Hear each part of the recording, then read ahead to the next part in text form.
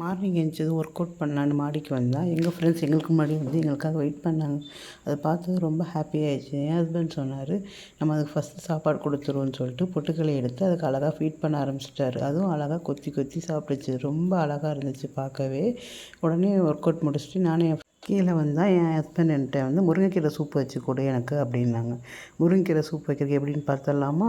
ஒரு குக்கரில் வந்து முருங்கைக்கீரை நல்லா வாஷ் பண்ணிவிட்டு அது சின்ன வெங்காயம் தக்காளி எல்லாம் சேர்த்துக்கோங்க. சேர்த்துட்டு மிளகு சீரகம் இருக்குது பார்த்திங்களா, அதை வந்து நல்லா வந்து மிக்சியில் கொடுத்து உணுக்குனாலும் சரி, இல்லை நம்ம கையில் உணுக்குனாலும் சரி, உணுக்கிட்டு அதில் லைட்டாக மஞ்சத்தூள் போட்டுக்கோங்க. போட்டுட்டு பெருங்காயத்தூள் கொஞ்சம் சேர்த்துக்கோங்க. சேர்த்துட்டு அது லைட்டாக நமக்கு தேவைக்கேற்ற மாதிரி உப்பு சேர்த்துக்கோங்க.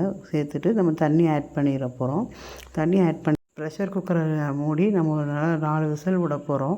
4 விசில் விட்டு நம்ம ப்ரெஷர் ரிலீஸ் பண்ணதும் ஒரு பாத்திரத்தில் வந்து நம்ம தண்ணியை வந்து ஸ்ட்ரெயின் பண்ணி எடுக்க போகிறோம். ஸ்ட்ரெயின் பண்ணி எடுத்துகிற சக்கையை வந்து ஒரு மிக்ஸி ஜாரில் போட்டு நல்லா பேஸ்ட்டாக அரைச்சி எடுத்துக்கோங்க. அந்த அரைச்ச பேஸ்ட்டை அதை தண்ணியோடு மிக்ஸ் பண்ணிவிட்டு டேஸ்ட்டுக்கு உப்பு காரம் போட்டுக்கோங்க. போட்டுட்டு நல்லா ஒரு கொதி வந்ததும் ஆஃப் பண்ணிவிட்டு இதை சர்வ் பண்ணிடுங்க. ரொம்ப டேஸ்டியாகவும் ஹெல்த்தியாகவும் இருக்கும்.